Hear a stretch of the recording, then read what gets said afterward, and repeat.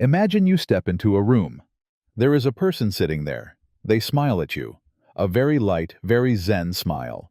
They speak with a warm, slow voice. They always talk about gratitude, about unconditional love, about light and healing. They are vegetarian. They practice yoga. They do charity. On the surface, they are the embodiment of perfection. They are the good person. But why? Why is it that when you are with them, you feel an invisible suffocation? Why do you feel small, dirty, and guilty in their presence? Why does your intuition ring warning bells even though reason says they are a saint? My dear friend, you are not wrong. The nose of intuition is very keen. You are smelling a scent that in Zen is called the stink of Zen, or more broadly, the stench of hypocritical morality. You are facing the most subtle cunning and hard-to-recognize form of the ego. That is when the ego no longer desires money or worldly fame, but shifts to desiring a higher thing.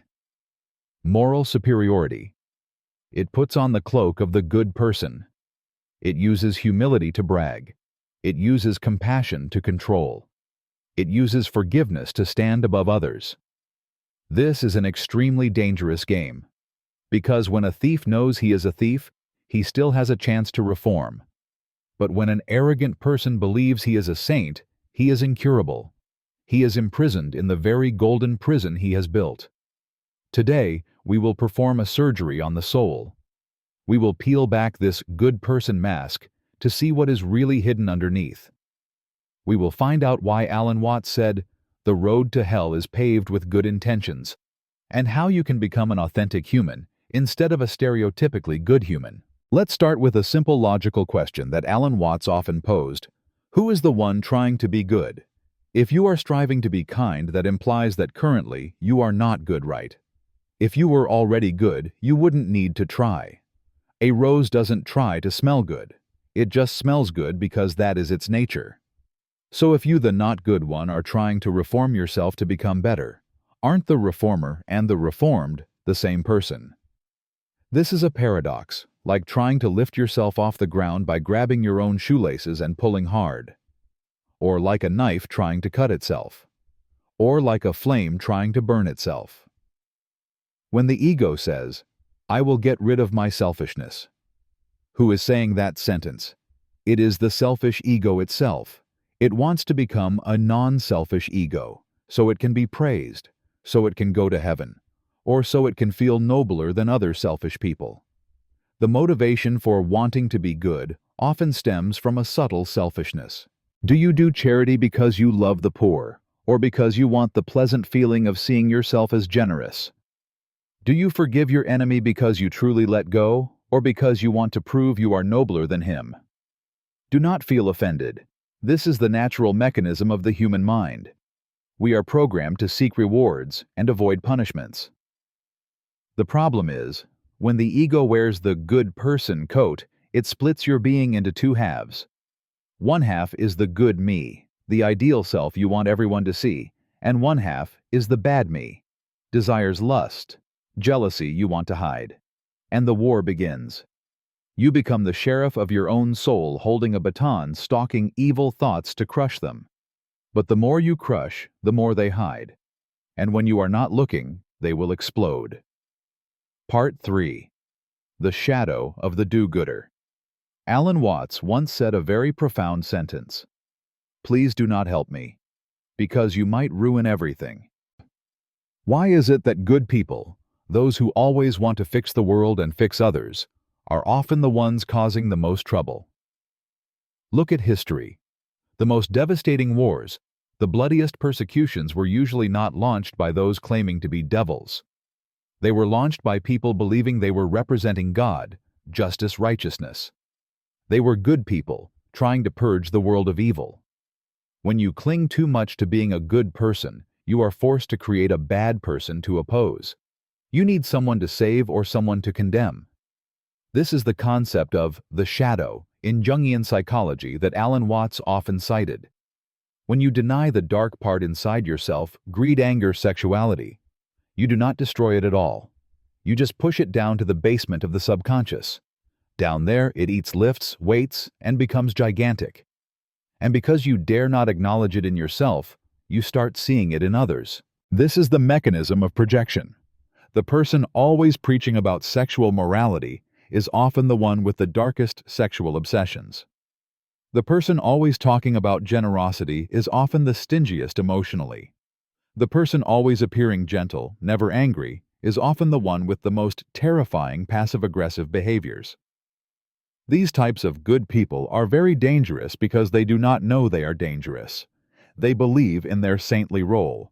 They torture others in the name of love. They control children in the name of care. They judge friends in the name of help. They are like a clumsy person trying to help a fish up to the shore for fear it might get wet. The intention is good, but the action kills the fish. In the modern world, the ego wearing the good person coat has evolved into a new form, the spiritual ego. These are people who treat spirituality as a kind of jewelry. Instead of showing off cars, they show off meditation hours. Instead of showing off degrees, they show off enlightenment experiences. They use the language of letting go to cling tighter to the self. I am vegetarian, so my vibration frequency is higher than yours, meat eater. I have awakened while you are still sleeping, sheep. I don't care about material things, I only care about the universe, but look how happy I am. Do you see the trap here? It is distinction. The ultimate goal of every spiritual path, whether Buddhism, Taoism, or Christianity, is unity. It is realizing that you and others are one, that there is no I and we, only what is. But the spiritual ego uses spirituality itself to create division. It builds a wall separating the awakened superior and the unawakened inferior. It turns humility into a contest, who is humbler than whom. And in the very moment you think, I am humbler than that guy, you have lost humility. Alan Watts calls this the game of one-upmanship. Whatever you do, the ego will find a way to climb one step higher to look down. If you are a worldly person, the ego will show off money. If you spend money to become a monk, the ego will show off its poverty. Look, see how well I let go. It is like a monkey wearing monk's robes. It is still a monkey. The only difference is now it thinks it is Buddha. So what is the exit? How do we become truly good without falling into the trap of falseness? Alan Watts offers a very interesting, very Taoist solution. Accept the rascal inside you. He says that in every human and in the very structure of the universe, there is always an irreducible element of rascality, imperfection, a little something naughty. God is not a boring, stern old man. Look at the world. There are mosquitoes, there are sharp thorns, there are storms, and there is dark humor. God has a mischievous twinkle in his eye. To become a whole human being, you don't have to try to destroy your dark side to become a plastic saint. You must acknowledge it. You must wink at it. You must be able to look in the mirror and say, "Ah, hello there. I know you are there. I know I also have times of greed, times of jealousy, times of wanting to kick someone's ass. And that is okay. That is part of the human experience." When you acknowledge your rascal part, a miracle happens. It loses the power to control you. You no longer have to waste energy pretending. You become authentic.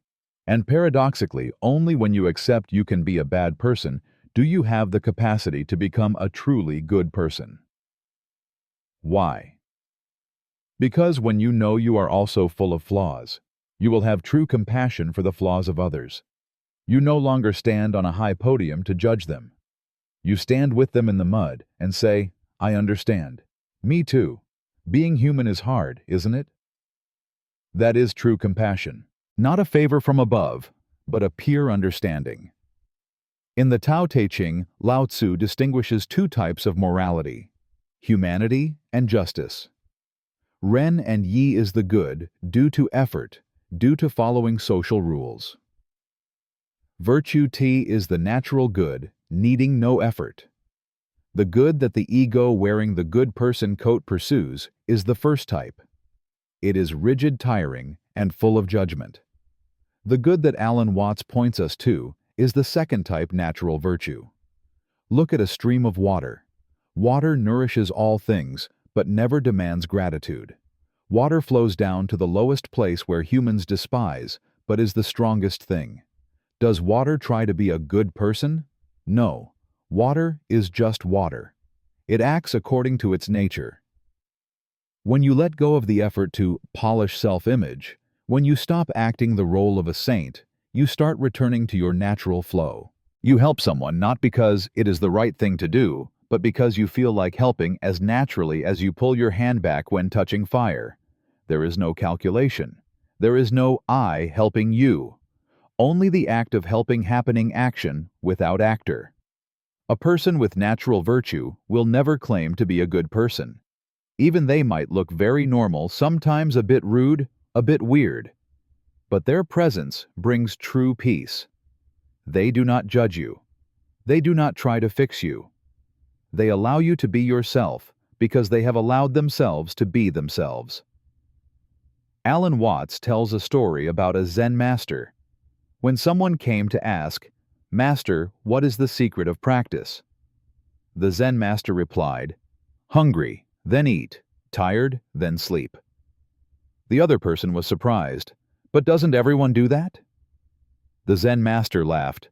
"No, worldly people when eating do not eat, but worry about 100 things. When sleeping do not sleep, but calculate 1,000 things." The truly good person is a person of no business wuxi. They do not create more trouble for life.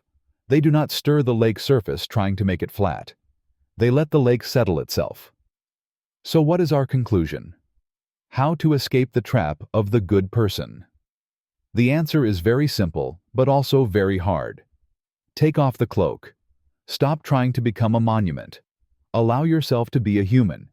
Do not be afraid of being judged by others as not good enough. Their judgment is just thoughts in their heads having nothing to do with you.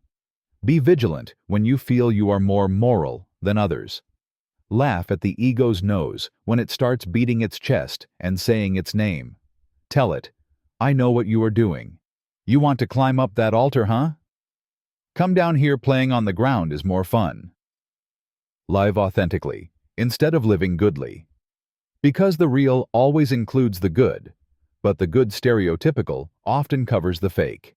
Remember, you do not need to become anyone at all. You are inherently a perfect expression of the universe with all light and darkness intertwined. When you stop trying to become a saint, you will be surprised to see how lovable a human you become. You will be relieved. You will be joyful. And most importantly, you will be harmless. A happy and authentic person never harms anyone. Only those suffering from straining to be good people are the ones capable of causing the greatest hurt. Therefore, take off the mask. Breathe the air of freedom. And if today you feel a bit grumpy, a bit selfish, that is okay. The universe still loves you, because the universe does not judge. The universe simply is.